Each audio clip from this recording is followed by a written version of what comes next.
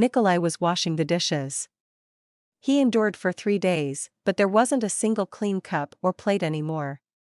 So, when he came home from work, he didn't even bother changing clothes. He put on an apron and got to work. He also wanted to cook some borscht because he forgot what it tasted like. Leftover food had dried onto the plates, requiring soaking, and there were about 10 coffee cups to wash. Couldn't they wash them one by one? A burning lump formed in his throat. He wanted to eat, but there was a dead mouse in the fridge. Suddenly, the smell of pies filled Nikolai and Svetlana's home. Their house always smelled of baked goods because his wife loved cooking. He would come home from work and already smell cinnamon or vanilla from the kitchen. The mixer was already buzzing, the oven was heating up. But it was the present Nikolai who fondly remembered his wife.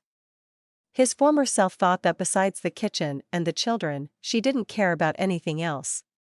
She was always either doing laundry, washing windows, or cleaning carpets, and from summer to autumn, the kitchen turned into a cannery. Nikolai couldn't even keep up with carrying the jars to the basement. One evening, he came home from work to the kitchen door.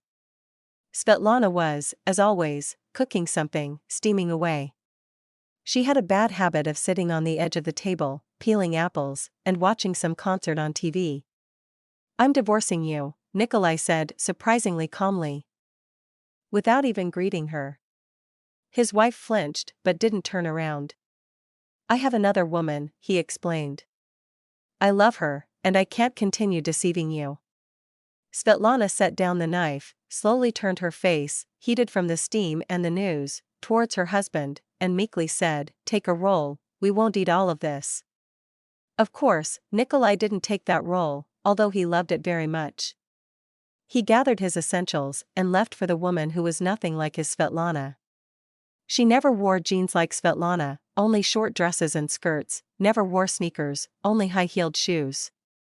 She could say she was going to the beauty salon in such a tone as if she were heading to an important business meeting. And the whole world had to wait.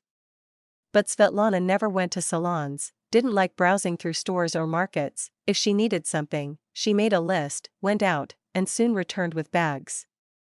She didn't read glossy magazines for women, didn't drink coffee, didn't dye her hair, didn't do fitness, but she was always beautiful, well-groomed, slender, in tight jeans and short tops, with a mischievous look. She resembled a high school girl. Nikolai wanted to see a real woman by his side, so he found Olga.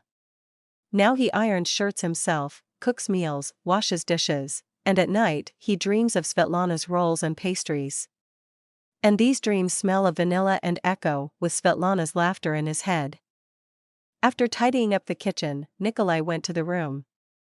Olga was lying on the sofa, still wearing her shoes, gracefully leaning on her elbow. A magazine lay in front of her, and there were 3 more coffee cups on the side table. "You're such a darling, my bunny, what would I do without you?" his wife chirped, reaching out to her husband with hands freshly done by the manicurist. "I'm so tired. Look at these nails, aren't they fabulous? Like my own, right? Come here, my sweetheart, I'll hug you." Nikolai began to feel nauseous, probably from hunger. He thought and went to the kitchen to peel potatoes.